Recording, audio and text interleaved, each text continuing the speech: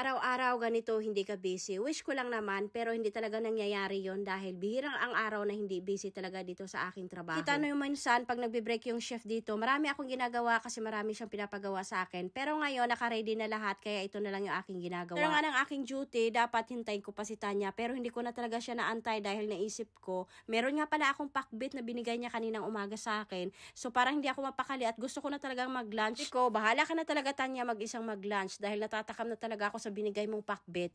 So nakarating kasi ako ng bahay bago mag 1:30 ng hapon. Ang out ko kasi ay 1:15. Then pagpasok ko ng bahay, binubuksan ko kaagad do yung aming screen door sa sala, tapos sa aming kwarto para meron kaming ventilation. Kasi pagka ganitong panahon na summer, mainit sa loob namin. Ayoko mag-aircon lagi. Yung binigay ni Tanya sa aking pakbit, isang takeaway na container, tapos isang plastic bag na plum kasi nanghihingi ako sa kanya.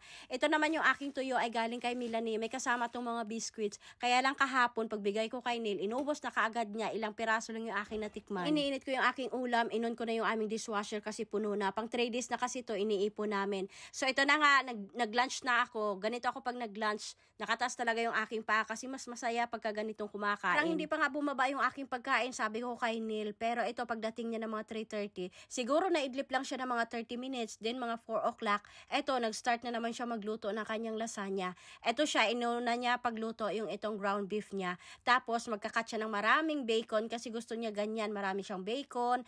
Tapos marami siyang mga ingredients, lalo-lalo na yung cheese. Pag siya talaga magluto ng pasta, loaded talaga yan sa mga ingredients kasi ayaw niya nung tinitipid yung mga ingredients niya kasi hindi siya nasasarapan. So ganyan siya pagka nagluluto. So habang nagluluto sa kanyang lasagna, ako naman ang gumagawa ng aming salad. Yung salad nga pala dito ko lang talaga natikman yung salad dito na lalagyan mo siya ng mangga, lalagyan mo ng avocado. Sa atin kasi, hindi ko alam. Basta hindi naman kasi ako mahilig masyado sa salad nung nasa Pinas pa. Dito na lang. Mitikuloso pa yan pagka naglagay na ng lasagna sheets. Kailangan pantay niya talaga yan. Tutupiin niya yan. Babawasan niya. So siya talaga ang nagluluto niyan kasi expert siya dyan pagka ganyan mga luto. Lumaki daw siya sa ganitong luto. Lasagna, spaghetti bolognese. Kaya ganito yung mga paborito niya. Ang partner talaga dito sa pagka ganitong pansit ay pagka ganitong mga pasta ay salad. Sa karton ng lasagna sheets, hindi yan ubos. Siguro meron siyang tira na kalahati. Tapos yung ginagamit niya ng ground beef, 1 kilo. So tingnan niyo 1 kilo, marami na yan sa aming dalawa lang. So ito kasi yung binabaon niya sa kanyang lunch. Ako naman, binabaon ko sa aking breakfast. Partner ko to sa aking kape pagka dumadating ako sa aking trabaho. Ako pagka lunch ko, kanin is life para sa akin tapos may ulam. Hindi pwede sa akin yung ganito yung aking lunch kasi hindi ako kontento.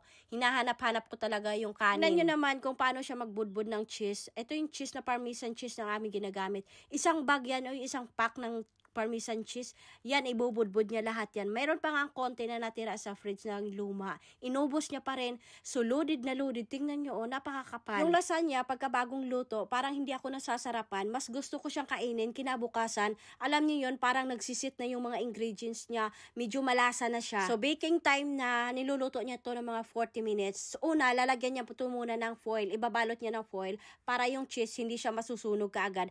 Kasi pagka hindi mo binalot, masusunog yung cheese. So, ayan, tingnan nyo. Brown siya na hindi siya sunog. So, masarap pagka ganito. Medyo crunchy yung cheese niya. Dinner time. So, maliwanag pa talaga yung aming dinner dito. Kasi summer pa rin hanggang ngayon dito sa amin. Yun lang. Bye!